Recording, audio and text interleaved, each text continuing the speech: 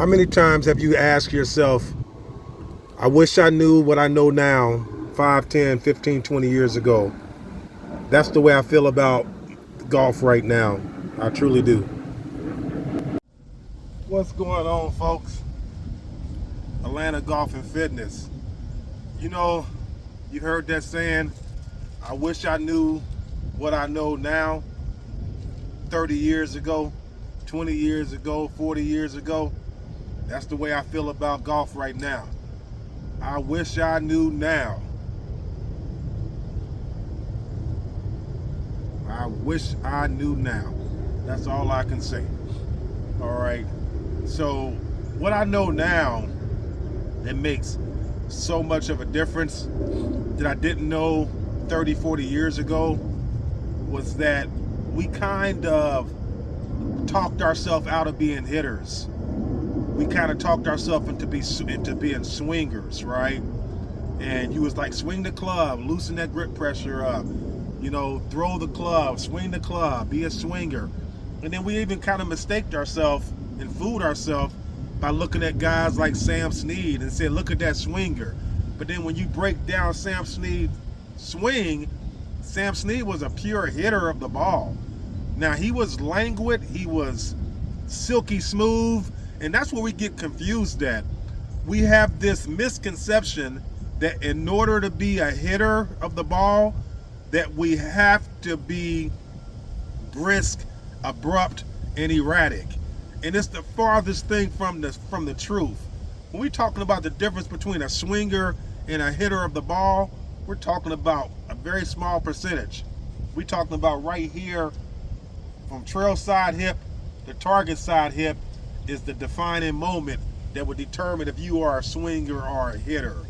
I mean, like I said, I wish I knew what I know now 40 years ago. All my students, I'm not going to say all, but a high percentage of my students, I'm teaching them to be hitters. Now, they still silky smooth and whatnot, but we really working on what I used to coin. If you've been with me my whole journey, I used to call that the kill zone, right? But then the world got so crazy, I stopped using that term, the kill zone. So now it's called the money zone. This is where money is made right here, from target side hip to trail side hip. Trail side hip to target side hip. Another place I like looking at is trail side knee to target side knee. I like breaking down golf swings right in there and seeing what's going on. It's part of my personal swing journey that I'm going on right now, okay? It really is. So next time you're out there, just make sure that you're paying a lot of attention to what's happening in this position and right here. When you're filming your videos, pay a lot of attention to what's going on from trail side hip to target side hip. It's a game changer, folks. They're at 168 out. We'll check and see. 165 out.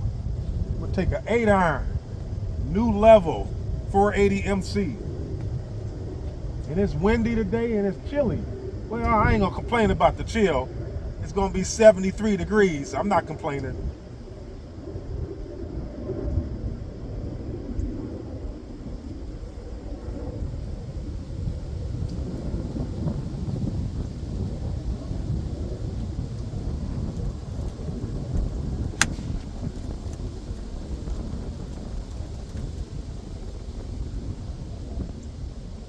Almost got it there, and that's into the wind, folks. But I like pushing the envelope and seeing what I can do. Wind's right in our face, but it was beautiful. It stayed right on track. That was a swing when everything, what I'm working on, really worked out for me. I had my horizontal motion a good 2-3 inches more on that shot, and then I also felt the shaft being more firm through the strike zone, and that way I don't have to time the strike. And that's what I'm eliminating, to be honest. I'm eliminating timing the strike. Yeah, it's a little bit chilly in the morning for that 8-iron to go that 165. It's a little bit too chilly. You got to make an adjustment for fall. It almost got here though, right there in the green. 1, 2 steps off, and we measure to the front out here. So that's what I do when I come out and like in between lessons. You know, it's different from when I'm training golf and when I'm playing golf. When I'm training golf, I'm just trying to see what my distances are and seeing if I can get distance control. And what I'm trying to do also with my miss now is for my miss to be on short and right on the green versus long and left.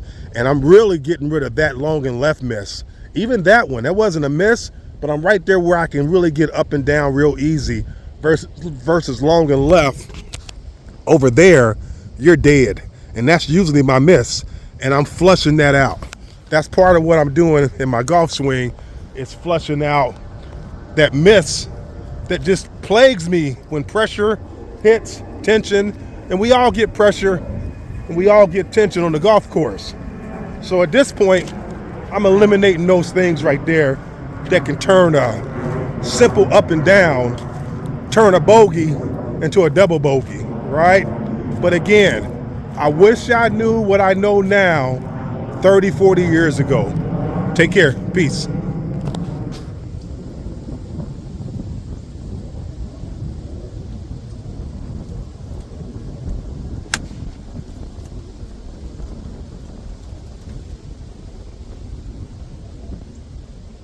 Almost got it there, and that's into